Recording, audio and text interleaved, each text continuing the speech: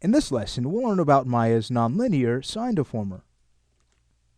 The sine deformer is used to create sine wave deformations in the object it is connected to. This would be great to use for animating a fish. So let's go ahead and take a look at this by first grabbing the entire fish. And at this point, we can head over to Create Deformers, Nonlinear, and choose the sine deformer. Let's take a quick look at the option box. Just so we have an idea of all of the settings we have, the amount of control we have over this deformer. So all of these settings we'll see in the channel box, but I just wanted to, again, give you an idea of what type of parameters we have to edit the sine deformer. So let's say we go ahead and create it. Now at this point, it'd be a good idea to rotate it in place so it matches the angle of the object we'll connect it to, just so we get more accurate sine wave deformations. So right now the fish is pointed in the negative z-axis, so let's say we rotate the handle negative 90 degrees in the x-axis. So go to our rotate x and put in negative 90 degrees. That way when we go in, adjust the sine deformer's amplitude, let's go ahead and crank that up, and also the offset. When we start to move that offset in a positive range, the fish will appear to swim in the right direction, forward. So as we move in the negative range, it's almost as if it's swimming backwards, because it can do that. All right, so let's say we go ahead and undo a few of our settings to start back from default. So at the top we have envelope. This is going to control the amount that the sine deformer will affect our mesh. So for instance, going back to the amplitude, if we were to increase that and then start to drop the envelope, you can see that the sine deformer will start to influence the mesh less and less. So at 0, there's going to be no influence at all.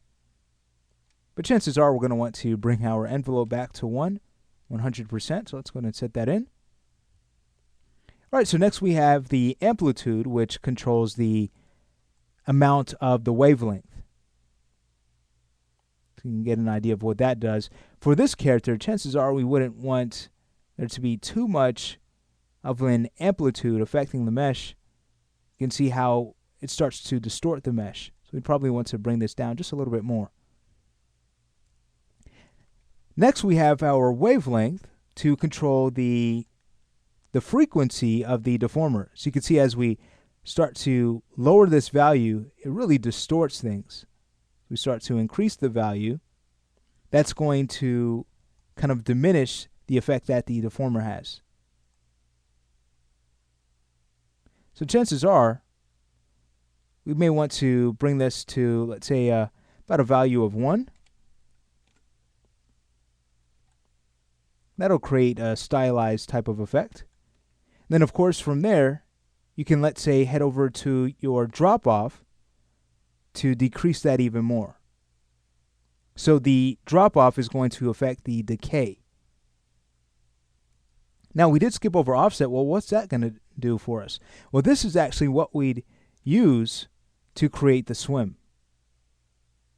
So this is pretty neat stuff. Now chances are we don't want the character's head to be affected the way it is. So what we could do is start to affect the low bound and high bound values. So for instance, as we start to adjust the low bound, that's around the tail area. So chances are we're going to want to increase that just a little bit more so we have the sway we need. And then at that point, we can go to the high bound and kind of remove its influence. That way, as we start to use our offset, we're really only affecting around the tail area of the fish, which is exactly what we want.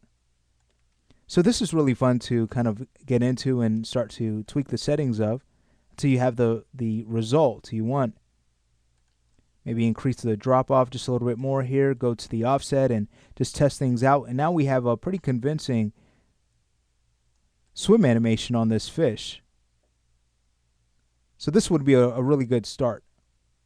But in this lesson, we learned how to work with the sine deformer in Maya.